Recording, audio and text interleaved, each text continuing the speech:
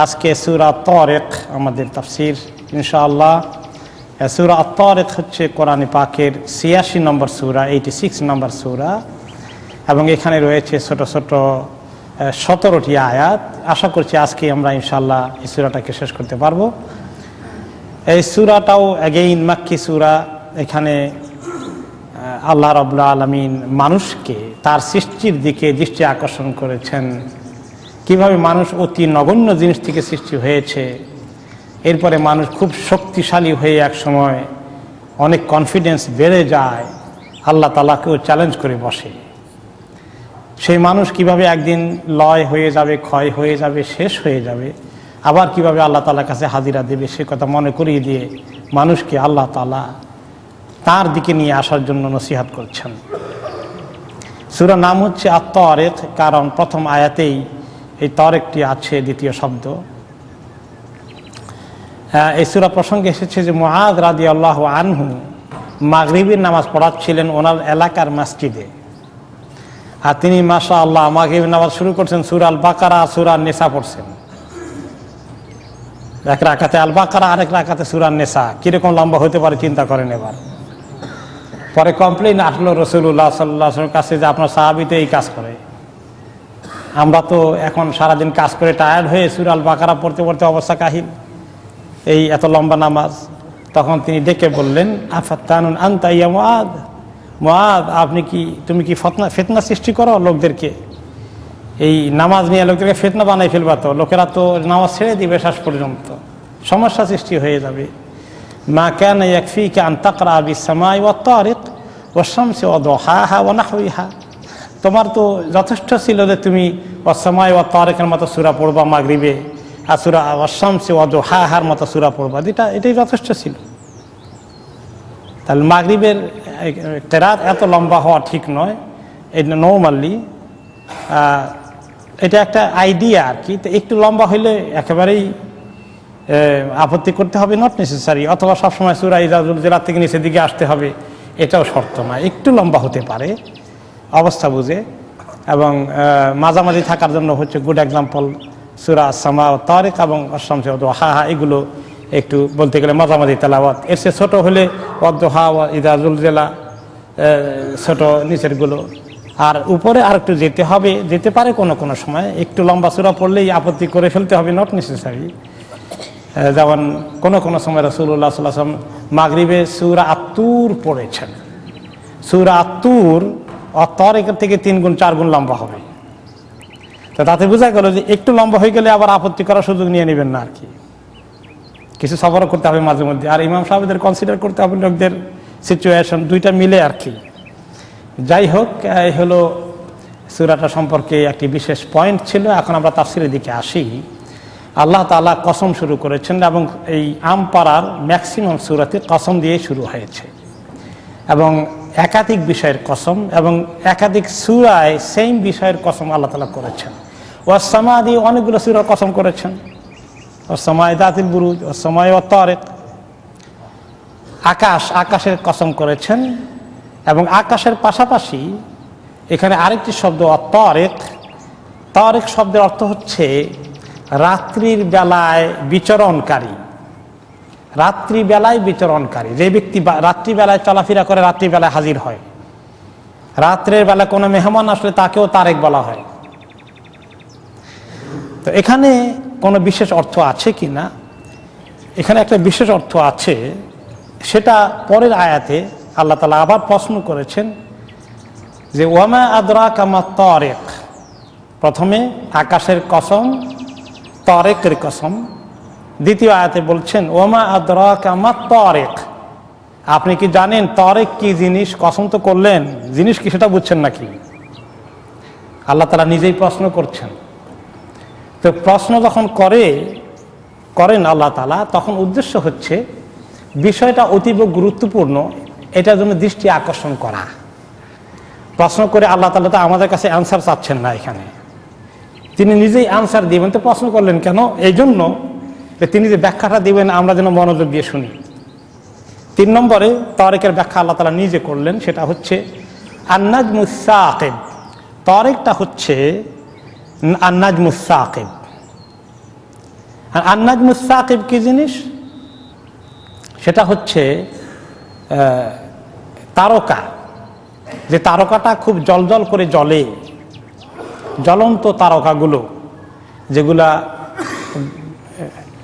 আসমানে আমরা দেখি, সারা আসমান যখন নীল আকাশে রাত্রের বেলায় মেঘমালা থাকে না, আমাদের দেশে বিশেষ করে দেখা যেত সারা আকাশ জুড়ে তারকাগুলো আছে। এই তারকা সবগুলো কি বোঝানো হয়েছে কিনা এটা একটা তাফসির আছে। আরেকটা তাফসির হলো না, যে তারকাগুলো ছুটে পড়ে এবং যেগুলো ছুটে পড়তে পড়তে জ্বলে যায়, এরকম কিছু তারকাও আমরা দেখি খসে পড়ে আকাশ থেকে এবং জ্বলে যায়। এগুলাকে বাংলায় আমরা বলি ধূমকেতু, ঠিক কিনা?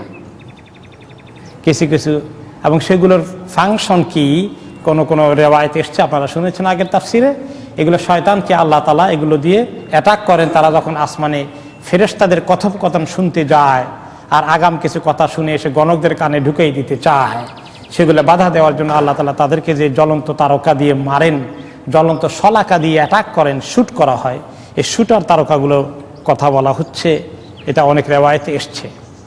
তবে তারেক রাত্রিবেলায় আগন্তককে তারেক বলা হয়। এবং একটা হাদিসে রাসূলুল্লাহ সাল্লাল্লাহু আলাইহি ওয়াসাল্লাম আল্লাহ তাআলার কাছে দোয়া চেয়েছেন, পানা চেয়েছেন যে আল্লাহ তাআলা ইল্লা তারিকান ইয়াতরুকু বিখাইরি ইয়া রহমান, যে রাত্রিবেলায় যে বিভিন্ন আগন্তক আসে তাদের কাছ থেকে আপনার কাছে পানা চাই। তবে এমন তারেক যদি আসে যে তারেক খায়ের নিয়ে আসে আল্লাহর পক্ষ থেকে, হে রহমান, সেটা অবশ্য আমি চাই। তো রাত্রিবেলা বিভিন্ন আগন্তক আসে। কিরকম আগন্তক আসে? কোনো সময় আল্লাহ মাফ করুক, রাতের অন্ধকারে জিন ভূতের চলাফেরা বেশি থাকে, এগুলো ডিস্টার্ব করার জন্য জিন টিন মানুষের জায়গায়, বাড়িতে ঘরে মানুষকে একা পেলে অ্যাটাক করে বসে, এটা যেমন আছে। রাতের বেলায় বিভিন্ন রকমের জন্তু জানোয়ার, যে সমস্ত জায়গায় সুন্দরবনের পাশে মানুষ থাকে, বাঘ টাগর রাত্রেবেলা ঘরে ঢুকে যায়, এটাও একটা তারেক। রাতের বেলায় দুষ্কৃতিকারীরা বেশি করে আসে, চোর ডাকাত দিনে বেশি আসে না রাত্রে বেশি আসে, এইগুলো সবগুলো তারেক। এইগুলো রাত্রে বেলায় বেশি করে আসে। তবে সব তারেক খারাপ না, কিছু তারেক ভালো আছে, এই জন্য সব তারেককে খারাপ বলবেন না। রাসূলুল্লাহ সাল্লাল্লাহু আলাইহি ওয়াসাল্লাম বলেছেন ইল্লা তারিকান ইয়াতরুকু বিখাইরি ইয়া রহমান, যে তারেক রাতের আগন্তক ভালো জিনিস নিয়ে আসে, আল্লাহ সেই তারেককে আমরা চাই। আপনার রহমতের ফেরেশতা আমাদেরকে পাহারা দিতে আসলো, দুশমনের আক্রমণ করলে হেফাজত করতে আসলো, এরকম তারেককে অবশ্য আমরা সবাই চাই, আমাদের দরকার আছে। আল্লাহর পক্ষ থেকে হেফাজতকারী আসে। অনেক সময় অনেক দুশমন আপনাকে দুশমনি করে মেরে ফেলতেও চায়, অনেক লোকের পেছনে দুশমন আছে, তারা রাত্রেবেলা উঁত পেতে থাকে, অ্যাটাক করে, কিন্তু আল্লাহ তাআলা হেফাজত করে ফেলেন, তাই না? আল্লাহ তাআলা হেফাজতের ব্যবস্থা করার জন্য ফেরেশতাকে পাঠিয়ে দেন, কোনো একটা কায়দা বের করে দেন আল্লাহ তাআলা। তো সেটার জন্য আল্লাহ তাআলার কাছে অন্যায়, অসৎ, দুষ্কৃতিকারী মার্কা তারেক থেকে পানা চাচ্ছেন, আর সৎ তারেক থেকে তিনি আল্লাহর কাছে দরখাস্ত দিচ্ছেন। তারেক মেইনলি রাতের বেলায় যে আসে তাকে বলা হয়, অরিজিনালি তারেক হলো ডোর নক করা। এই যে এরকম করে আমরা ডোর নক করাকে তরাকাল বাব, এই সেন্সে আসে এটা।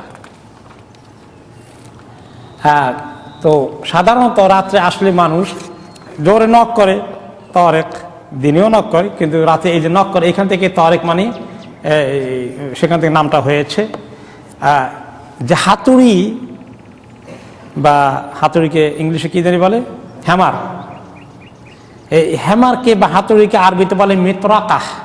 যারা আরবের ছাত্র আছেন, আরবিতে মাসদার থেকে, রুট থেকে শব্দ আসে, তরাকা ইয়াতরুকু থেকে মিতরাকাহ, যেটা দিয়ে অ্যাটাক করা হয়, এইভাবে ঠক ঠক করে পিটানো হয়, সেই হ্যামারটাকে বলা হয় মিতরাকাহ, ওটা তারেক থেকে এসছে। রাত্রে আসা, ফলানুন তারাকা ফলানুন ইদা জা বেলাইল, কোনো লোক তারাকা বললে বলে হয় সে রাত্রে এসেছে। এবং রাসূলুল্লাহ সাল্লাল্লাহু আলাইহি ওয়াসাল্লাম নিষেধ করেছেন, নাহান নবী সাল্লাল্লাহু আলাইহি ওয়াসাল্লাম আন ইয়াতরুকাল মুসাফির আহলাহু লাইলান, রাতের বেলায় কোনো খোঁজখবর না দিয়ে হঠাৎ করে গভীর রাতে কোনো ব্যক্তি বাইরে থেকে, বিদেশ থেকে তার ঘরে হাজির হওয়াটা হঠাৎ করে তিনি নিষেধ করেছেন। কথা বুঝে আসছে? কোনো বাড়িওয়ালা গভীর রাতে হঠাৎ করে, বহুদিন পরে সফর শেষে হঠাৎ করে বাড়িতে চলে আসা, রাত্রে কোনো খোঁজখবর না দিয়ে নিষেধ করেছেন। তার কারণ তিনি বলেছেন কাই তাস্তাহিদুল মুগিবা ও তামতাশিতু শায়খা, যেন ভদ্রলোকের যে স্ত্রী থাকে তাহলে তিনি যদি একেবারে অগোছলভাবে থাকেন, এলোমেলো চুল, মাথার চুলটা পরিপাটি করেননি এবং তার শরীরে কিছু লোমটোম ফেলে দিতে হবে এগুলো ক্লিন করেননি, তিনি অপ্রস্তুত হয়ে আসেন, এই অবস্থায় তার স্বামী হঠাৎ করে ঘরে ঢুকাটা মহিলার জন্য বিব্রতকর পরিস্থিতি, very odd situation for her. She need time to prepare for himself. মহিলা স্বামীর জন্য নিজেকে একটু পরিপাটি পরিচ্ছন্ন করে তৈরি করে রাখবে, তাকে এই সুযোগটা দেওয়া হোক। আগের জমানাতে এটা একটু ডিফিকাল্ট ছিল, তখন তো এরকম তার বার্তা ছিল না, মোবাইল ফোন ছিল না, কোনো ফোন ব্যবস্থা ছিল না। তখন অনেকেই এভাবে দিন রাত্রে জার্নি করে এমনভাবে প্ল্যান করতেন যে আমি গভীর রাতে বাড়িতে পৌঁছবো, এমন কাণ্ড যেন না ঘটে। কোনো জায়গায় গিয়ে রেশমিতের এলাকার মসজিদে যেতেন, সেখানে নামাজ কালাম পড়তেন, কাউকে খবর পাঠাতেন যে বাড়িতে গিয়ে বলো আমি আসছি। অথবা বেশি রাত্র হয়ে গেলে এলাকার মসজিদে ঘুমাতেন, সকালবেলা ফজর পড়ে আসতে ধীরে ঘরে যেতেন, হাদিসকে আমল করার জন্য। যে হঠাৎ করে অতর্কিতভাবে বিনা ইনফরমেশনে বহুদিন পরে বাড়িওয়ালা এইভাবে ঘরে ঢুকবে না, এটা একটা সুন্দর আমল। তিনি নিষেধ করেছেন যে নাহা রাসূলুল্লাহ সাল্লাল্লাহু আলাইহি ওয়াসাল্লাম ইয়াতরুকাল মুসাফিরু আহলাহু লাইলাম। ইসলাম কত সুন্দর, রাসূলুল্লাহ সাল্লাল্লাহু আলাইহি ওয়াসাল্লাম কত সুন্দর আদব শিখিয়েছেন। স্বামী স্ত্রীর দাম্পত্য জীবনে কিভাবে একটুখানি একে অপরকে গ্রহণ করতে হবে, ওয়েলকাম করতে হবে, মানসিক প্রস্তুতি, শারীরিক প্রস্তুতির সুযোগ দিতে হবে, এসবগুলো ইসলাম আমাদেরকে এত সুন্দর করে শিখিয়েছেন। ব্যক্তি জীবনে, পারিবারিক জীবনে, সামাজিক জীবনে, সকল পর্যায়ে ইসলাম যদি আমরা আমল করি আমাদের জীবন সুন্দর হয়ে যাবে, শালীন হয়ে যাবে।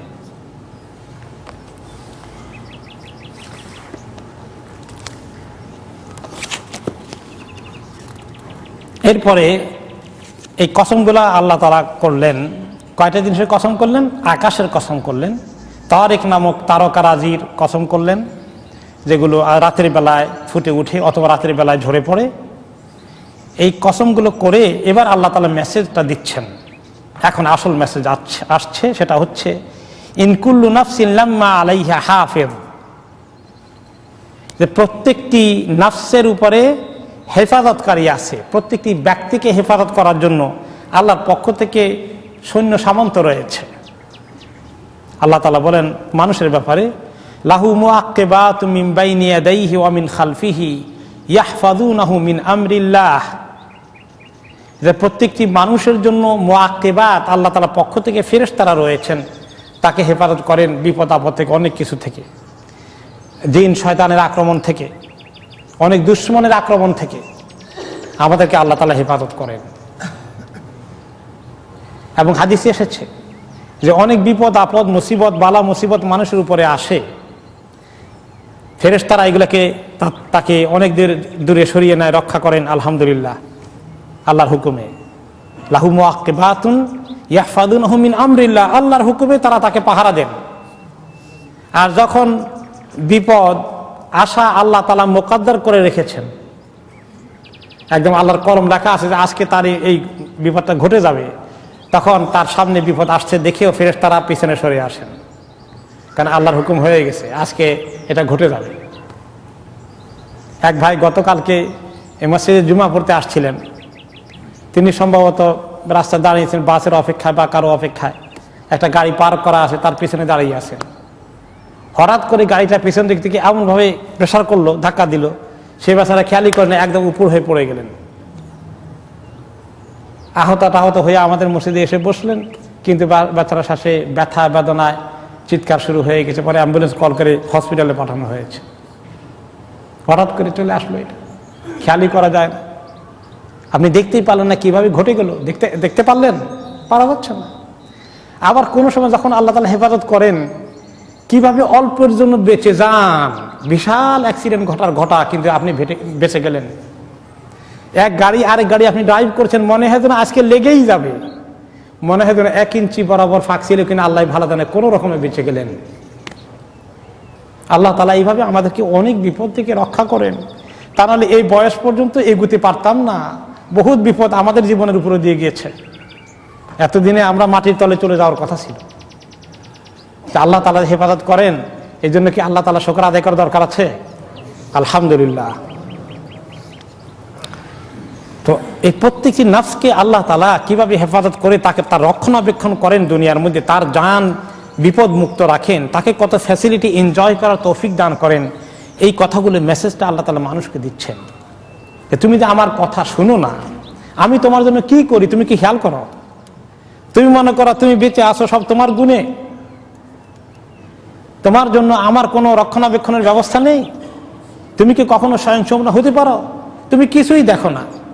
এই যে গাড়ি অ্যাক্সিডেন্টের কথা বললাম, তার সামনে গাড়ি, ড্রাইভার আসছে, ড্রাইভারে দেখে না, সেও দেখে না। কোথায় গেল চোখ? চোখ তো আছে। এইগুলো অ্যাক্সিডেন্ট ঘটিয়ে মাঝে মধ্যে আল্লাহ তাআলা দেখান যে তোমাদের চোখ থাকলেও দেখবে না, তোমাদের সীমাবদ্ধতা কত বেশি জানো কি? অনেক বিপদ আসে আমরা দেখি না, আল্লাহ তাআলা এগুলো সরিয়ে নেন। তো এই জন্য আল্লাহ তাআলার নিয়ামতকে স্মরণ করি, যে প্রত্যেকটি মানুষকে, প্রত্যেকটি ব্যক্তিকে, আমাদের ছেলে মেয়েগুলোকে আল্লাহ তাআলা বিপদ থেকে কিভাবে রক্ষা করছেন, এই পর্যন্ত মানুষ করছেন, বড় করছেন, এগুলার স্বীকৃতি আমরা দেই, আল্লাহ তাআলার দিকে আসি। ফালিয়ানজুরিল ইনসানু মিম্মা খুলিক। এখন মানুষ এত বড় হয়ে গেছে, নাদুস নুদুস স্বাস্থ্য, মাশাআল্লাহ জওয়ান তাগড়া। কালকে বাংলাদেশের এক ক্রিমিনালের কাহিনী পড়ছিলাম, ব্রাহ্মণবাড়িয়া এলাকার, পত্রিকা কেউ খুব পড়ছেন কিনা জানি না। মানে তার উত্থান, এই গডফাদার অথবা মস্তান সন্ত্রাসী, তার উত্থান কিভাবে হলো? হ্যাঁ, এদের কিভাবে উত্থান হয়? তারা এত সাহস দেখায় মানুষকে, মানুষ মারতে পারে মানে নিমিষের মধ্যে, মানুষ হত্যা করতে তারা কোনো দ্বিধাবোধ করে না। তো সে তার এত সাহস, এত দুর্বৃত্ত পরায়ণ, এত বেপরোয়া, কোনো কিছুকে পরোয়া করে না। সে মনে হয় যেন কত শক্তিশালী সত্তা হয়ে গেছে। আল্লাহ তাআলা তাকে স্মরণ করিয়ে দেন, ফালিয়ানজুরুল ইনসানু মিম্মা খুলিক। ইনসানটা যে এত সীমালঙ্ঘন করে, এত আস্ফালন দেখায়, সে চিন্তা করে দেখুক তো, একটু দেখুক সে কোত্থেকে তার সৃষ্টি হলো, কি জিনিস থেকে সৃষ্টি হয়েছে, তার পয়দায়েশ কিভাবে হয়েছে, কোন জিনিস, কোন ম্যাটার, কোন ম্যাটেরিয়াল, কোন ধাতু দিয়ে সে পয়দা হয়েছে। সে তো সোনা দিয়েও পয়দা হয় নাই, রূপা দিয়েও পয়দা হয় নাই, লোহা লক্কর দিয়েও পয়দা হয় নাই। খুলিকা মিন মাইন দাফিক, জোরে প্রবাহিত পানি থেকে প্রবাহিত হয়েছে, তাকে সৃষ্টি করা হয়েছে। যে পানিটা শরীর থেকে জোরে বেরিয়ে আসে, এই পানি থেকে তার সৃষ্টি হয়েছে। সেই পানিটা সৃষ্টি হয়ে গেলে গোসল ফরজ হয়ে যায়। এত নাপাক জিনিস, যেমন নাপাক ময়লার মতো, তেমন আবার নরম জাতীয় জিনিস, এমন শক্তিশালী কোনো জিনিসও না। সেই জিনিস থেকে তাকে পয়দা করা হয়েছে। সেই জিনিস থেকে পয়দা হয়ে এখন তার কি সুন্দর স্বাস্থ্য, কি সুন্দর চেহারা। এখন সে মনে করে তার কত শক্তি হয়ে গেছে, কত ক্ষমতার মালিক হয়ে গেছে। খুলিকা মিন মাইন দাফিক, এই পানিটা যে বের হয় এর নাম হচ্ছে দাফিক। দাফিক মানে যে পানিটা খুব জোরে বাইর হয়ে যায়। মানুষ সে জায়গা দিয়ে প্রস্রাব করে, কিন্তু প্রস্রাবটা কিন্তু মাউন দাফিক না। প্রস্রাবটা শুধু বের হয়, কিন্তু আর এই পানিটা মাউন দাফিক, এটা জোরে বের হয়, এটার মধ্যে খুব ফোর্স আছে। এরপরে আল্লাহ তাআলা বলছেন যে ইয়াখরুজু মিন বাইনিস সুলবি ওয়াত তারাইব, আর পানিটা বের হয় কোত্থেকে? মানুষের শরীরের বাইনাস সুলবি ওয়াত তারাইব। সুলবুন হচ্ছে পিঠের দিকে যে মেরুদণ্ডের হাড় রয়েছে, মেরুদণ্ড, গোটা পিঠ থেকে ঘাড়ের নিচ থেকে একেবারে কোমর পর্যন্ত, এখান থেকে এটাকে বলা হয় সলব। পুরুষের এই জায়গা থেকে আসলে মনিটা প্রথমে আসে, ওখান থেকে জায়গা মতো পৌঁছে যায়। আর মহিলাদেরটা আসে তারাইব, সেটা হচ্ছে হাড় পরার জায়গা, যেখানে বুকের উপরে এই জায়গা থেকে আসে। তো এই তাদের মনিটা এখান থেকে আসে, পুরুষের মনিটা সলব থেকে আসে। দুইটা যখন আল্লাহ তাআলার এক কুদরতের সিস্টেমে এক জায়গায় সমবেত হয়, হ্যাঁ, বীর্য আর ডিম একসঙ্গে গিয়ে ডিম্ব মিলিত হয়ে যায়, তখন আল্লাহ তাআলার এই মানুষের সৃষ্টি সেখান থেকে শুরু হয়ে যায়। এবং আপনারা জানেন যে এই দুইটা মিক্স হওয়ার পরে 40 দিন এটা কিসের মতো থাকে? আপনার জমাট রক্তের মতো। আর মিশার পরে আস্তে করে লাল রং ধারণ করে রক্তের মতো, জমাট রক্তের মতো হয়ে যায়, আলাক। তারপরে মুদগা, 40 দিন পার হয়ে গেলে এটি একটি গোশতের টুকরার মতো একটু শক্ত হয়ে মনে হয় গোশতের টুকরা হয়ে গেল। তারপরে 40 দিন পার হওয়ার পরে আস্তে আস্তে স্ট্রাকচার হয়ে যায়। স্ট্রাকচারটা এইভাবে আস্তে আস্তে ডেভেলপ করে হাত পা আঙ্গুল সব কিছু, মাথা চেহারা এভাবে শেপ নিতে নিতে 4 মাসের মাথায় মোটামুটি প্রায় কমপ্লিট হয়ে যায়। তখন 4 মাসের মাথায় রূহ চলে আসে। এই যে মানুষকে আল্লাহ তাআলা, তাহলে তার শুরুটা কিভাবে হলো? বিগিনিং পয়েন্ট হলো এই ময়লা পানি। তোমার সৃষ্টি এই ময়লা পানি থেকে। তুমি এত গর্ব অহংকার কি করে দেখাও? ইন্নাহু আলা রাজইহি লাকাদির। এই মানুষকে আল্লাহ তাআলা এইভাবে সৃষ্টি করে এত বড় হয়ে যায়। সেই মানুষ একদিন বড় হতে হতে মৃত্যুবরণ করে দুনিয়া থেকে শেষ হয়ে যায়। আবার সেই মানুষকে আল্লাহ তাআলা পুনরায় তার সৃষ্টিতে ফেরত আনবেন হাসরের দিন হিসাব নিকাশ নেওয়ার জন্য। এই যে তাকে আবার ফেরত আনবেন, আবার মানুষ হিসাবে তৈরি করবেন, তিনি এটা করতে সক্ষম। ইন্নাহু আলা রাজইহি লাকাদির।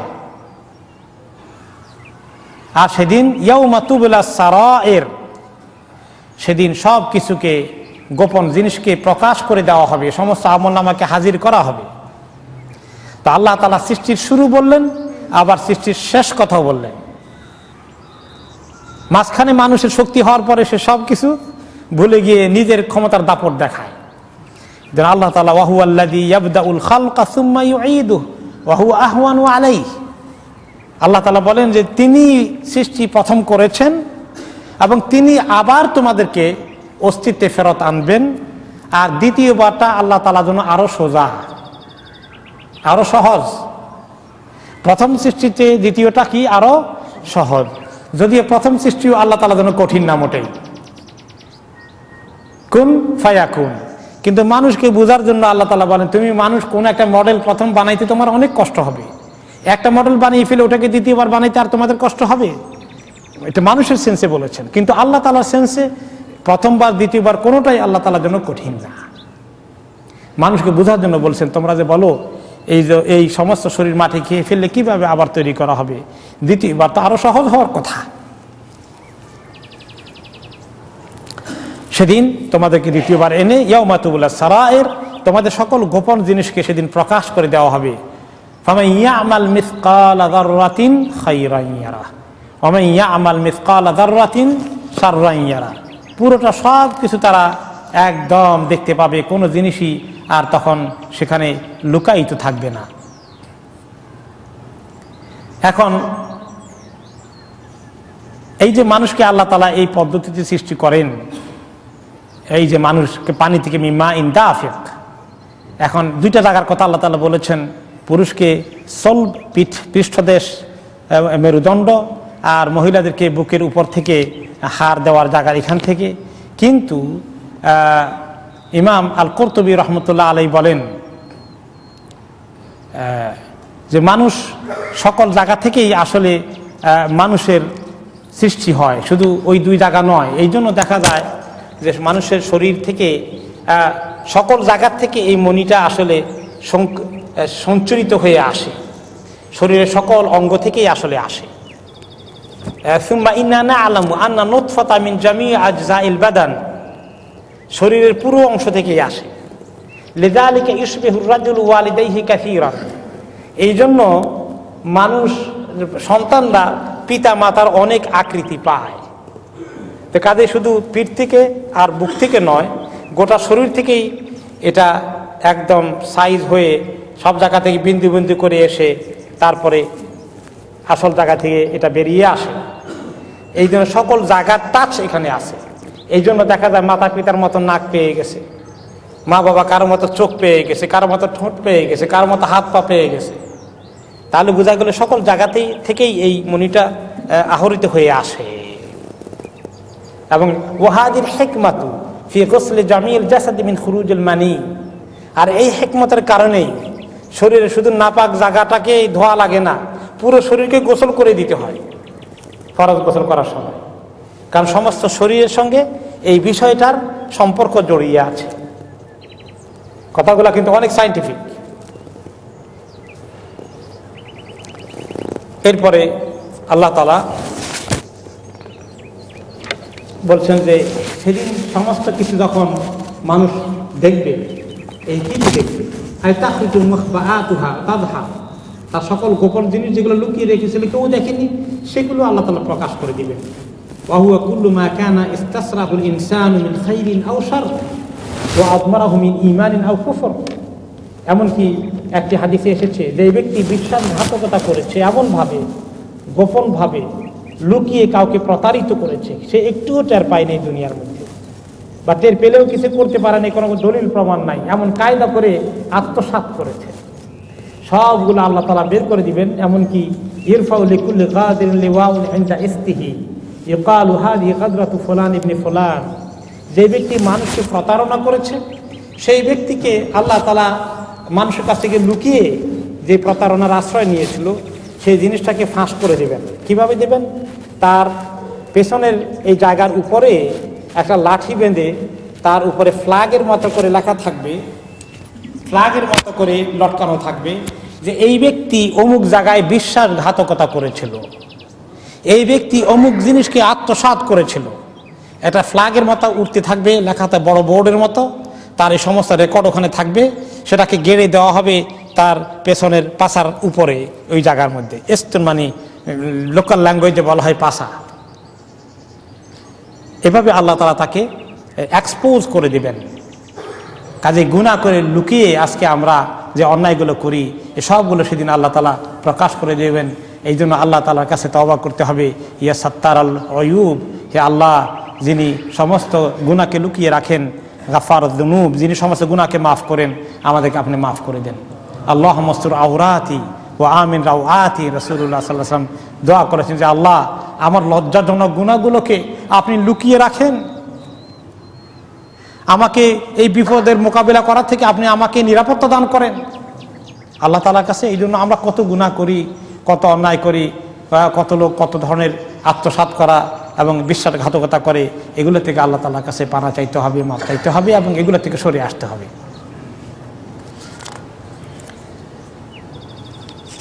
সেদিন যখন এরকম করে মানুষ পরিস্থিতি মোকাবিলা করবে, ফামা লাহু মিন কুওয়াতিন ওয়ালা নাসির। আজকে ক্ষমতাওয়ালারা যারা আছেন, তার বিশাল বাহিনী আছে, তার মস্তান বাহিনী আছে, তার রাজনৈতিক দল আছে, তার পুলিশ আছে, তার মিলিটারি আছে, আর্মি আছে, তার গোয়েন্দা সংস্থা আছে, তার পেটোয়া বাহিনী আছে। এসব কিছু কোনোটা কাজে লাগবে সেদিন যখন আল্লাহ তাআলা তাকে পাকড়াও করবেন। তার এক একটা অপরাধের জন্য মানুষকে যে কষ্ট দিয়েছে, জুলুম করেছে, অন্যায় করেছে, আত্মসাৎ করেছে, সব কিছু তসরফ করেছে। ফামা লাহু মিন কুওয়াতিন ওয়ালা নাসির। কোনো শক্তি আর তার থাকবে না সেদিন, তার সমস্ত ক্ষমতা একদম শেষ হয়ে যাবে, নিঃশেষ হয়ে যাবে। তাকে উদ্ধার করতে, তাকে হেল্প করতে তার কোনো মস্তান বাহিনী আর পাওয়া যাবে? আর পাওয়া যাবে না। সেদিন তিনি অসহায়, বড় বড় শক্তিধরগুলো সেদিন অসহায় হয়ে যাবে।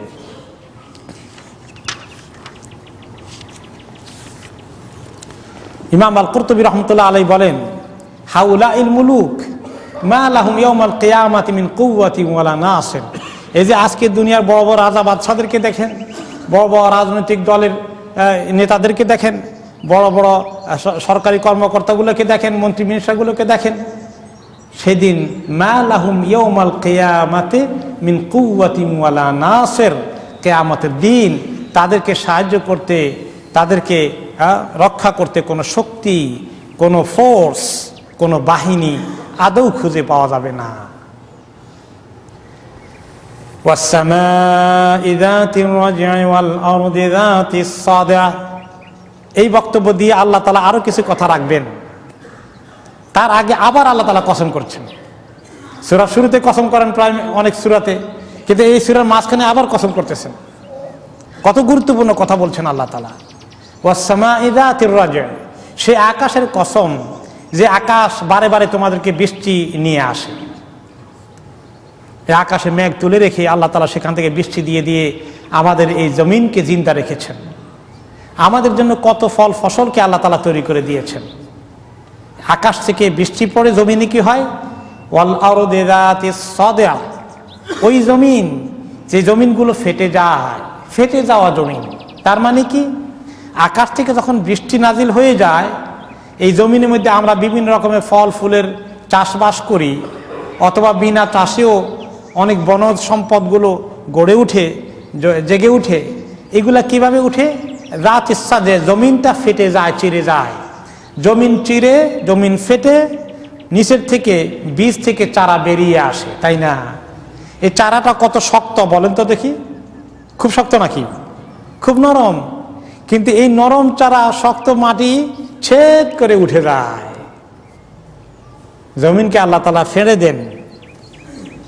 ইন্নাল্লাহা ফালিকুল হাব্বে ওয়ান নাওয়া, অন্য আয়াতে আল্লাহ তাআলা বলেছেন যে এই জমিনকে আল্লাহ তাআলা ফেটে এই বীজ থেকে চারা বের করে নিয়ে আসেন, তোমাদের জন্য সকল রকমের খাদ্য দ্রব্য, কৃষিজাত পণ্য যা কিছু আছে, এই সব কিছু ফুলে ফলে জমিন সুশোভিত হয়ে যায়। কাসামুন আখার, ইমাম আল কুরতুবী রাহমাতুল্লাহ আলাইহি বলেন, আই তাতাসাদ্দাউ আনিন নাবাতি ওয়াশ শাজারি ওয়াস সিমারি ওয়াল আনহার, এই জমিনের মধ্যে কত ফল ফসল, কত গাছপালা, কত ফলমূল বেরিয়ে আসে তোমাদের জন্য। ওয়াল আনহার, জমিন ফেটেই আবার পানির নহর প্রবাহিত হয়, নদী নালাগুলো তো জমিন ফেটেই আসে। জমিনকে একটু ভাগ করে দিয়ে নদী নালার নেট আল্লাহ তাআলা পৃথিবীতে ছড়িয়ে দিয়েছেন, তাই না? মানুষের পক্ষে কয়টা নদী খনন করা সম্ভব? দিয়ে একটা আর্টিফিশিয়াল মাঝে মধ্যে খাল টাল মানুষ করে একটু খুঁড়ে, তাও তো কেয়ামত হয়ে যায়, খুঁড়তে খুঁড়তে যান শেষ। কিন্তু আমার আল্লাহ তাআলা বাই নেচার কিভাবে কত গভীর নদী নালাগুলো ছড়িয়ে দিয়েছেন সারা পৃথিবীতে পানি প্রবাহিতকে অব্যাহত রাখার জন্য, পানির প্রবাহকে অব্যাহত রাখার জন্য। নদী নালা যদি শুকিয়ে যায়, বৃষ্টি যদি না হয়, নদী নালার পানিও শুকিয়ে যাবে, ঠিক কিনা? তো আল্লাহ তাআলা পানি এবং জমিন এ সব কিছুকে ব্যালেন্স করে, ওয়েদার ঠিক রেখে আমাদের রিজিকের কি ব্যবস্থা সুচারুরূপে মেনটেন করছেন। আর মানুষ অনেক সময় অপকর্ম করে আল্লাহ তাআলা প্রকৃতিকে নষ্ট করে দেয়। এখন ওজন হল, তারপর গ্রিন হাউস ইফেক্ট, তারতম্য, আপনার কি বলে যে আবহাওয়ার তারতম্য নষ্ট হয়ে যাচ্ছে। এই যে আপনার এগুলো কি কারণে হচ্ছে বলেন তো দেখি? Man made problems. মানুষ নদী নালাকে, খাল বিলকে সব বাঁধ টান দিয়ে কেটে চুড়ে বাড়িঘর বানিয়ে বরবাদ করে দিচ্ছে। আল্লাহ তাআলা কি সুন্দর করে সৃষ্টি করে দিয়েছেন, এগুলোকে বরবাদ করে দিচ্ছে। আমাদের দেশে যে বিভিন্ন বন্যা টন্যা হয়, ঢাকা শহরে ধোলাই খাল, একটা খাল ছিল, খালটারে শেষ করে ধোলাই করে দিছে। দুই পাশে সব ভরাট করিডোর, দখল করিডোরে, এখন পানি নামার জায়গা নেই, বন্যা হয়। এই যে বিভিন্ন জায়গায় বন্যা হয়, বন্যা হওয়ার পিছনে বাঁধগুলো অন্যতম কাজ, নদীর গতিপথকে বরবাদ করে দিয়েছে। ফরাক্কা বাঁধ দিয়ে আমাদের দেশকে শুকিয়ে দিচ্ছে। ওদিকে আবার আরেক বাঁধ করতেছে, কোন জায়গা দেন, ইন্ডিয়া, ওই কি বাঁধ বলে এটারে, টিপাই মুখ বাঁধ করছে। ওদিকে চায়না আবার কয়, ইন্ডিয়া বাঘের উপরে টাক, আমরা আরো গোড়ায় আরেকটা করব। এখন ইন্ডিয়ার খবর হয়ে গেছে। এইভাবে করে এই মানুষ প্রাকৃতির যে সৃষ্টিটা আল্লাহ তাআলার আছে, কি সুন্দর করে ব্যালেন্স করে দিয়েছেন আল্লাহ তাআলা, সেটাকে নষ্ট করে দিচ্ছে, সেটাকে বরবাদ করে দিচ্ছে। এই যে এত ভূমিকম্প হয়, ভূমিকম্প হওয়ার পিছনে অন্যতম কারণ যে হাই রাইজ বিল্ডিংগুলো হয়ে যাচ্ছে, জমিনের কোনো ব্যালেন্স থাকছে না। ঢাকা শহরে এখন তো আরো বিভিন্ন শহরে শুধু স্কাই ক্রাপার, মানে হাই রাইজ বিল্ডিং হচ্ছে, শুধু কোনো প্রাকৃতিক পরিবেশ ঠিক থাকছে না। মানুষ অনেক কিছু করতে করতে অনেক প্রাকৃতির অনেক জিনিস উঠে যাচ্ছে দুনিয়া থেকে, অনেক মাছ চলে যাচ্ছে, বিদায় নিচ্ছে। ছোটকালে যে কত মাছ খেয়েছেন, ছোট ছোট মাছগুলো, এগুলো অনেক বিদায়ের পালা, তাই না? কত পাখালে দিয়েছে, সব বিদায় নিচ্ছে। এগুলো সব কিছুর পিছনে মানুষের অপকর্ম দায়ী।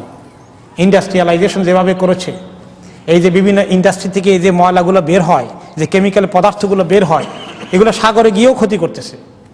এখন বলে যে অনেক সাগরের মাছ খেলে রোগ হবে, কারণ এই দুনিয়ার সমস্ত ইন্ডাস্ট্রির পাইপলাইন দিয়ে পচা পানি আর আপনার এই বিভিন্ন কেমিক্যালের নির্গত যেগুলো যায়, এইগুলা খেয়ে মাছও দূষিত হয়ে যাচ্ছে। দূষিত মাছ খেয়ে মানুষের ক্যান্সার হবে।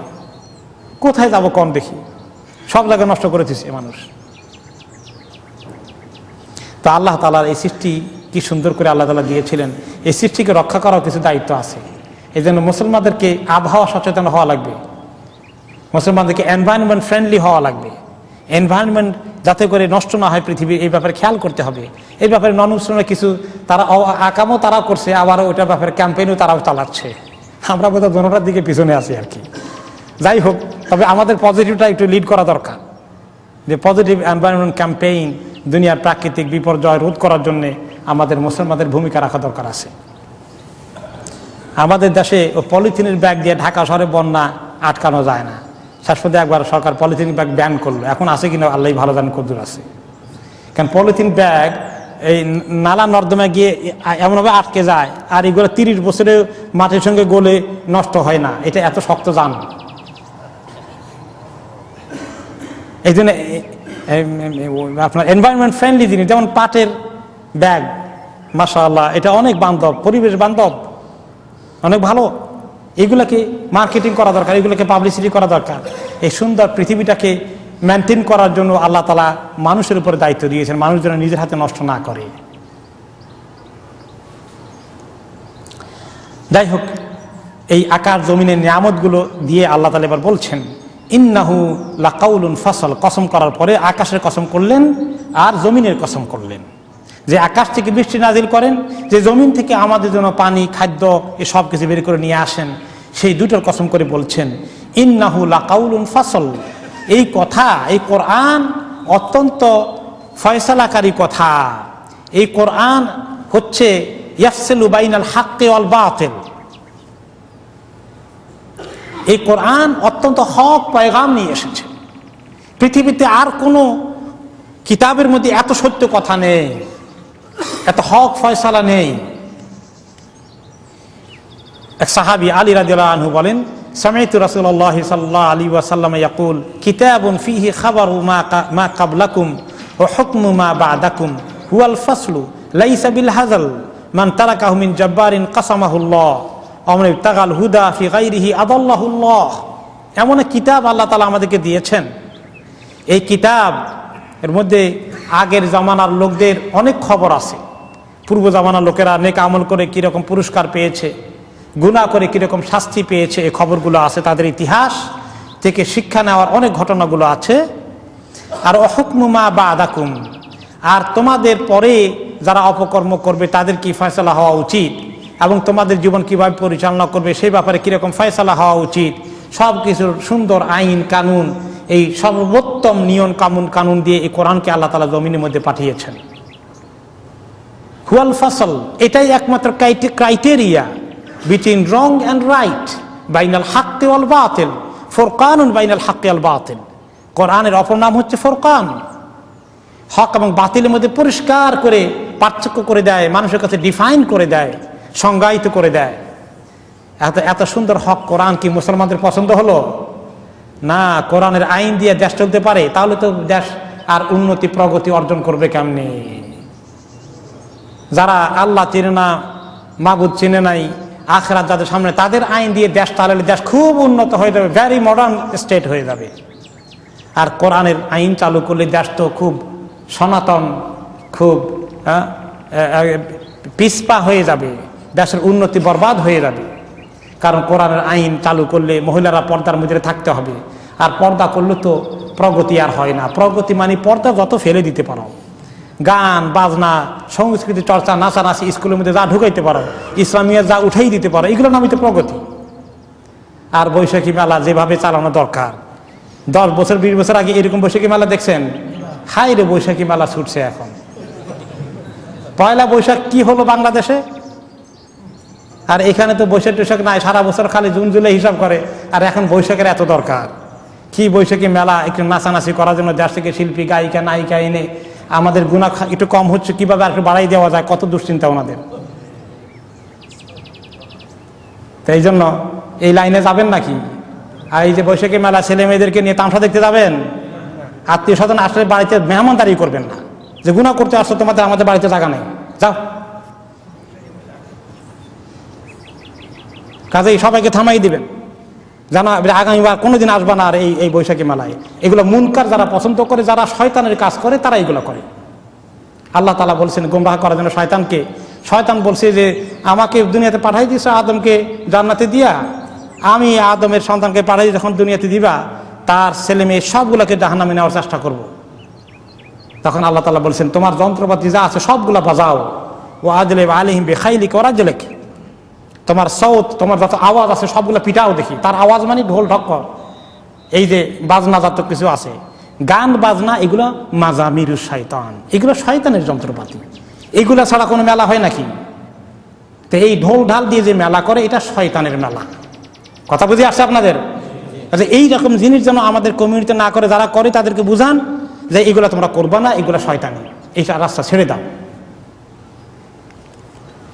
তো আল্লাহ তাআলা বলে দিয়েছেন যে মানুষের সভ্যতা সংস্কৃতি কোনটা হালাল কোনটা হারাম, এসব কথা কোরআনে পাকে আল্লাহ তাআলা বলে দিয়েছেন। এই জন্য আমাদের দেশে বহু লোক, মুসলমান দেশে, কোরআনকে পছন্দ করে না, কোরআনের আইন পছন্দ করে না, কোরআনের সভ্যতা সংস্কৃতি পছন্দ করে না। তারা এমন সভ্যতা সংস্কৃতি আনতে চায় যার মধ্যে শিরক রয়েছে, যেটা তৌহিদকে উঠিয়ে দিবে, যেটা নাচ গান কবিরা গুনাহ করে যুব সম্প্রদায়ের চরিত্রকে নিঃশেষ করে দিবে, মানুষের প্রতি বেপরদা বাড়িয়ে দেবে।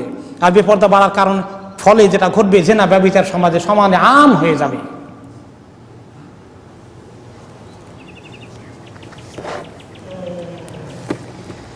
আল্লাহ তাআলা বলছেন, ইন্নাহু লাকাউলুন ফাসল, এই কোরআন হচ্ছে চূড়ান্ত ফয়সালাকারী বক্তব্য, মানুষের জন্য কোনটা ঠিক কোনটা বেঠিক।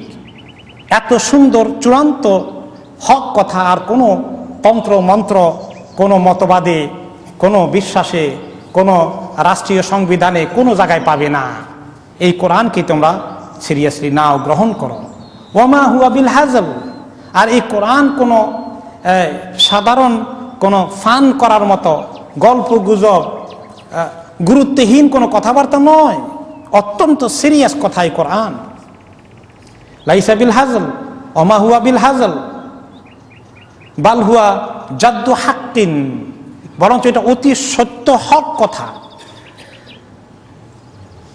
তো আল্লাহ তাআলা এবার এই কোরআনের পরিচয় তুলে ধরে বলছেন, এই যে যারা কাফের আছে তারা সারা দিন রাত এই কোরআনের বিরুদ্ধে ষড়যন্ত্র করে, কোরআন ওয়ালা রাসূল সাল্লাল্লাহু আলাইহি ওয়াসাল্লাম যার উপরে কোরআন নাযিল হয়েছে তার বিরুদ্ধে ষড়যন্ত্র করে।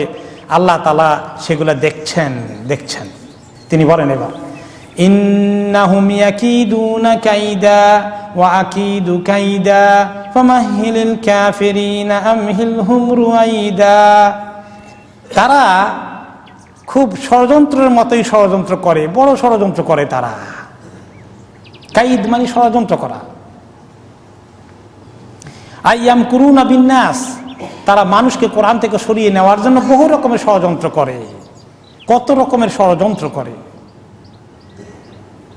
যে সমস্ত মসজিদের মধ্যে, মার্কাজের মধ্যে মানুষকে দ্বীনের দিকে নিয়ে আসার বলিষ্ঠ কথাগুলো বলা হয়, আর সেখানে বক্তারা আসে বলে যে ওইখান থেকে চরমপন্থা আবিষ্কার হচ্ছে। কিছু কিছু মসজিদের দিকে ইঙ্গিত করে কথা বলে, যেখানে ভালো দ্বীনের তালিম হচ্ছে, কাজ হচ্ছে, তাফসীর হচ্ছে, বলে যে খবরদার এই মসজিদগুলো এই করছে সেই করছে। আর ওনারা গান বাজনা জোগাড় করে যে কি ফজিলতের কাজ করছেন, মাশাআল্লাহ, জাতিকে একেবারে একেরা সোনার সন্তান উপহার দিচ্ছেন। পত্রিকার পৃষ্ঠা উঠালে ক্রাইম কি পরিমাণ, মানুষের জীবন কিভাবে বিপন্ন হয়ে আছে, আর খালি দুশ্মনীটা সারা দিন রাত ইসলামের বিরুদ্ধে, কোরআনের বিরুদ্ধে ষড়যন্ত্র করে। আর বিদেশে বাইরে গিয়ে আল্লাহর দিনের দুশ্মনী যারা বেশি করে তাদেরকে বলে যে হ্যাঁ, এই ইসলামপন্থীদেরকে ঠেকাও, মুসলমানদেরকে ঠেকাও, তারা তো মানে আমাদের সমস্ত কার্যক্রমকে চ্যালেঞ্জ হয়ে যাচ্ছে। যুক্তি, পরামর্শ, বুদ্ধি, মুসলমানরা দ্বীনের বিরুদ্ধে, দ্বীনের দুশ্মনদের কাছে আরো বুদ্ধি দেয়, বুদ্ধি নিতে আসে। কি রকম মুসলমান হয়ে গেল দেখেন অবস্থা, ষড়যন্ত্র করে। ইন্নাহুম ইয়াকিদুনা কাইদা, তারা বড় ধরনের ষড়যন্ত্র করে। ওয়া আকিদু কাইদা, আমিও তাদের ষড়যন্ত্রের পাল্টা ব্যবস্থা নেই। সুবহানাল্লাহ, আমার আল্লাহ তো সব নিয়ে রাখছেন, কবে কিভাবে হবে সব লেখা আছে, একদম পরিকল্পিত আছে। যেভাবে কম্পিউটারে প্রোগ্রামাইজ করে রাখা হয়ে যায়, আমার আল্লাহ কম্পিউটারের আরো ঊর্ধ্বে আরো নিখুঁত প্রোগ্রাম করে রেখে দিয়েছেন। সব জালিমকে, কোন জালিমকে কখন কতদিন পরে ধরবেন, কাকে 5 বছর পরে ধরবেন, কাদেরকে 10 বছর পরে ধরবেন, সব আমার আল্লাহর কাছে লেখা আছে। ওয়া মাকারু ওয়া মাকারাল্লাহ ওয়াল্লাহু খায়রুল মাকিরিন। এই যে কত সুস্পষ্ট কথা আল্লাহ তাআলা বলে দিয়েছেন। ওয়া মাকারু ওয়া মাকারাল্লাহ, তারা মকরবাজি করে, তারা ষড়যন্ত্র করে। আর আল্লাহ তাআলা ষড়যন্ত্রের পাল্টা কৌশল গ্রহণ করেন। আর আল্লাহু খায়রুল মাকিরিন, আল্লাহ তাআলার কৌশল হচ্ছে অনেক বেশি উত্তম। আল্লাহর কৌশলের কাছে তোমরা টিকবা? সুবহানাল্লাহ। তোমাদের লম্ফ ধম্প কতদিন চলবে সেটা আমার আল্লাহ যতদিন লিখে রেখেছেন চলবে। ফেরাউনকে বহুদিন আল্লাহ তাআলা দিয়েছিলেন, তারপরে ধরেছেন। নমরুদকে ধরেছেন, কওমে আদকে ধরেছেন, কওমে সামুদকে ধরেছেন। বর্তমান জামানার এই সমস্ত ফেরাউনদেরকে আল্লাহ তাআলা ধরবেন। আল্লাহ তাআলা অন্য আয়াতে বলেছেন তাদের ষড়যন্ত্র কত বেশি, কত বেশি। ওয়া ইন কানা মাকরুহুম লিতাজুলা মিনহুল জিবাল, তাদের ষড়যন্ত্র যদি এত বিশাল ব্যাপক হয়, একটা বড় পাহাড়কে তারা সরিয়ে দিতে পারে ষড়যন্ত্র দিয়া, ওই রকম ষড়যন্ত্রকেও আল্লাহ তাআলা মোকাবিলা করতে পারেন। হ্যাঁ, বলেন দেখি কোন রাষ্ট্র পারবে হিমালয় পাহাড়কে সরাই দিতে আপন জায়গা থেকে? বলেন দেখি সারা দুনিয়াকে চ্যালেঞ্জ করেন, পারবে কেউ? হিমালয় পাহাড় দূরের কথা, ছোটখাটো পাহাড়, গারো পাহাড় আছে, লালমাই পাহাড় আছে, ছোটখাটো একটা পাহাড় সরাই দেখি এক জায়গা থেকে আরেক জায়গা নিয়ে যাক, পারবে? তো আল্লাহ তাআলা বলেন যদি এমনকি পাহাড়ও সরাইতে পারে, এত বড় ষড়যন্ত্র করে ফেলে, সেটাও আল্লাহ তাআলা মোকাবিলা করতে প্রস্তুত আছেন, সেটাও আল্লাহ মোকাবিলা করে শেষ করে দেবেন। কাফেরের জন্য তার যদি হিদায়াত কিসমতে না থাকে, তার জন্য আল্লাহ তাআলার পক্ষ থেকে থ্রেট এবং ধমক দিয়ে আল্লাহ তাআলা এই সূরাকে সমাপ্ত করলেন যে ফামাহিলুল কাফিরিন আমহিলহুম রুয়াইদা, এই সমস্ত কাফেরকে একটু আপনি সময় দেন, আমি ষড়যন্ত্রের জবাব রেডি করে রাখছি, প্ল্যান করে রেখেছি, কৌশল তৈরি করে রেখেছি, একটু সুযোগ দিন। আমহিলহুম রুয়াইদা, এদেরকে আরেকটু সময় দিন, আরেকটু সুযোগ দিন, দেখা যাক তারা কি করে, কদ্দূর যায়। কিন্তু নুমাত্তিউহুম কালিলান সুম্মা নাত্তারুহুম ইলা আযাবিন গালিদ, অন্য আয়াতে আল্লাহ তাআলা বলেছেন আমি কোন কোন সময় তাদেরকে একটু সময় দিয়ে আরো একটু এনজয় করুক, আর তাদেরকে আমি একবারে নিয়ে জাহান্নামের আযাবের মধ্যে নিয়ে ফেলে দেব। এখানে আমাদের সূরা তারিকের তাফসীর শেষ হলো। আগামী সপ্তাহে ইনশাআল্লাহ সূরা আল আ'লা সাব্বিহ ইসমা আলা এই সাব্বিহ ইসমা রাব্বিকাল আ'লা সূরার তাফসীর হবে ইনশাআল্লাহ তাআলা।